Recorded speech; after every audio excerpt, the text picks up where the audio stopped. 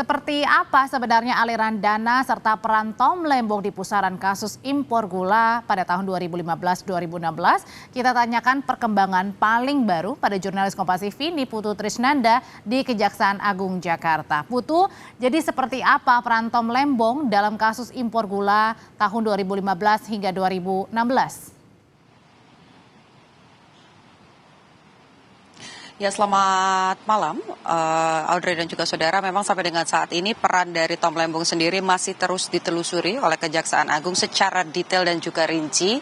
Mengingat kemarin ketika ditetapkan sebagai tersangka, peran yang dilakukan Tom Lembong ini adalah memberikan izin untuk kemudian mengimpor gula kristal yang di periode 2015 sampai dengan 2016 pada saat menjabat sebagai Menteri Perdagangan. Walaupun sebelumnya juga sudah disampaikan tidak ada aliran dana yang masuk secara langsung atau temuan tersebut juga tidak dicium oleh Kejaksaan Agung, tapi akibat izin yang diberikan oleh Tom Lembong, negara diduga merugi sampai dengan 400 miliar rupiah. Hal ini yang menjadi dasar bagaimana kemudian Kejaksaan Agung menetapkan Tom Lembong sebagai tersangka dalam kasus ini. Yang kedua, juga sudah ada tersangka lain yang ditetapkan bersama dengan Tom Lembong, yakni Charles Sitorus yang merupakan waktu itu sebagai pejabat di PT PPI atau Perdagangan Indonesia, di mana pada saat itu Charles Sitorus ini memberikan perintah kepada sejumlah staf senior untuk melakukan ataupun juga menghubungi pihak-pihak swasta terkait dengan proses impor gula kristal. Padahal seharusnya jika mengacu pada aturan yang ada, ini tidak boleh dilakukan seperti itu untuk gula sendiri. Jadi sebetulnya bisa dilakukan impornya itu melalui BUMN, bukan kepada pihak swasta. Yang kedua adalah izinnya sendiri ini juga pada saat itu keluar di saat Indonesia sebetulnya kondisinya tidak membutuhkan gula karena jumlah persediaannya ini cukup bahkan lebih dari yang dibutuhkan. Nah, ini yang kemudian mendasari mengapa nama Tom Lembong dan juga Charles Sitorus ini diperiksa pada hari ini sebagai tersangka dan juga sudah ditetapkan sebelumnya sebagai tersangka oleh Kejaksaan Agung. Hari ini sebetulnya Audrey dan juga saudara ini merupakan pemeriksaan perdana bagaimana tadi Charles Sitorus sudah lebih dulu menyelesaikan proses pemeriksaannya, masuk sekitar pukul 1 siang dan selesai diperiksa pada pukul 16:45 dan ini waktunya lebih pendek daripada Tom Lembong, di mana tadi Tom Lembong sudah datang dari pukul 9 pagi, tapi sampai dengan saat ini proses pemeriksaannya masih terus berlangsung, kurang lebih sudah berjalan selama 8 jam.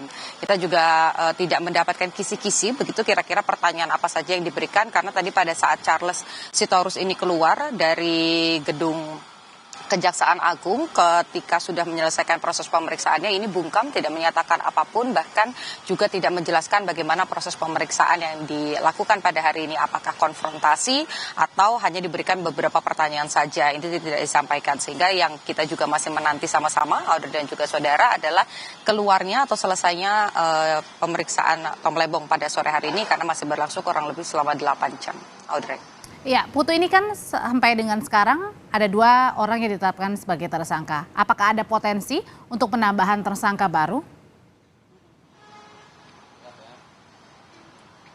Ya, lagi-lagi ini kembali kepada penyidik bagaimana kemudian berhasil atau tidak mengumpulkan alat bukti, karena untuk bisa menetapkan seseorang menjadi tersangka tentu saja penyidik harus menghadirkan setidaknya 2 alat bukti baru ataupun juga 2 alat bukti begitu ya, untuk bisa menyatakan bahwa orang tersebut memang merupakan tersangka dalam kasus ini. Sampai dengan saat ini saja kita catat sudah ada sekitar 90 lebih saksi yang diperiksa sebelum Tom Lembong dan juga Charles Sitorus ini ditetapkan sebagai tersangka. Jadi kalau kita melihat bagaimana pernyataan dari Kejaksaan Agung yang berkomitmen untuk menumpas tuntas dan juga mengusut sampai dengan selesai, tentu saja peluang-peluang untuk adanya tersangka baru ini bisa saja muncul. Tapi kembali lagi, apakah bukti-bukti yang dikumpulkan oleh penyidik ini cukup untuk menetapkan orang tersebut sebagai tersangka baru? Kita juga belum mendapatkan keterangan secara resmi dari pihak Kejaksaan apakah memang ada beberapa orang yang masuk dalam radar yang dinilai ini bisa menjadi tersangka baru dalam kasus ini. Jadi karena prosesnya masih dini sekali, bagaimana juga Tom Lembong juga Charles Sitorus ini